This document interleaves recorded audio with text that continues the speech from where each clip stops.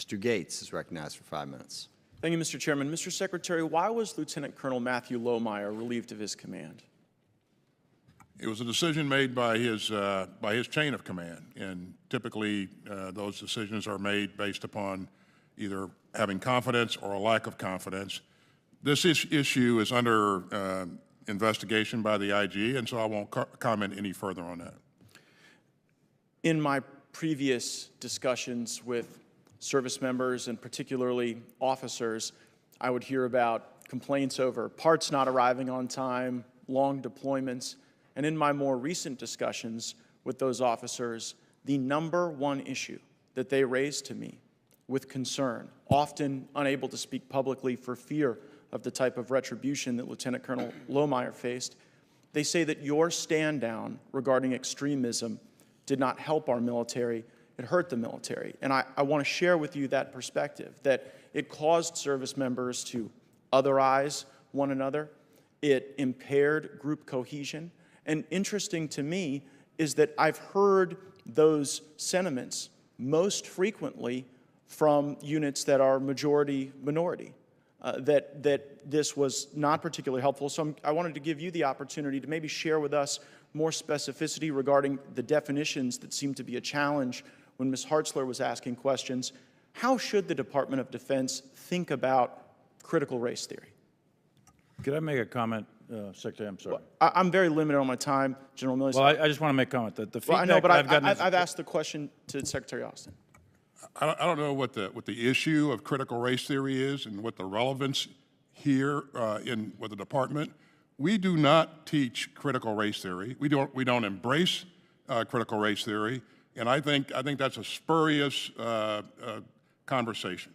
And so we are focused on extremist behaviors, and not ideology, not people's thoughts, not people's political orientation.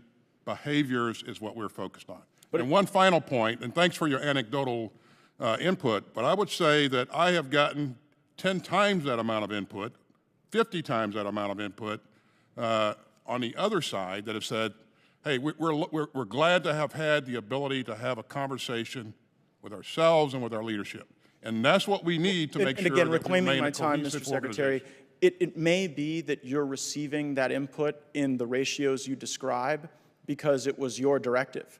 It may be that people are concerned about criticizing your decision because Lieutenant Colonel Lohmeyer was not relieved of his command for his actions. He was not relieved of his command because of poor performance regarding his duties. He was relieved of his command precisely because of his thoughts and because of his critique of critical race theory. It is particularly helpful that you have said that the Department of Defense does not embrace critical race theory and that you think the discussion is not appropriate. I would suggest that it is the ideology that is not appropriate, and it is particularly concerning to me that you have hired a critical race theorist to give you advice on personnel matters, and that person is Bishop Garrison.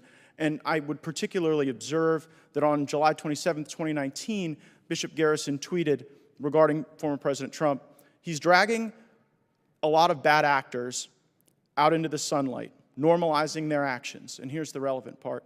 If you support the president, you support that. There is no room for nuance in this. There is no more, but I'm not like that talk. And then he replies to his own tweet with what seems to be a very ethno-nationalist hashtag, hashtag Black44.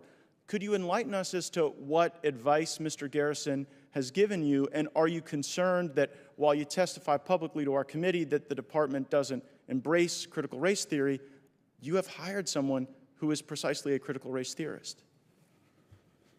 This is the first I've ever heard Mr. Garrison be described as a critical race theorist, so this is new.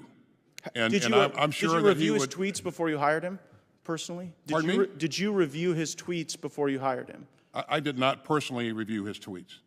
I would just ask that maybe that be helpful. Is there anything you can share in just these final seconds regarding any advice he's given you? Let me just share one other thing that you brought up, Congressman, about the input that comes to me.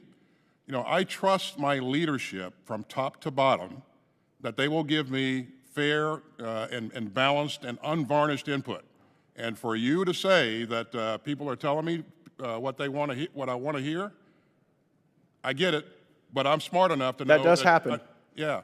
You know, maybe they're telling you what you want to hear. Well, I don't know that they even know what I want Gentleman's to hear. time has expired. Mr. Brown is recognized for 5 minutes. Thank you, Mr. Chairman. I have only 5 minutes, and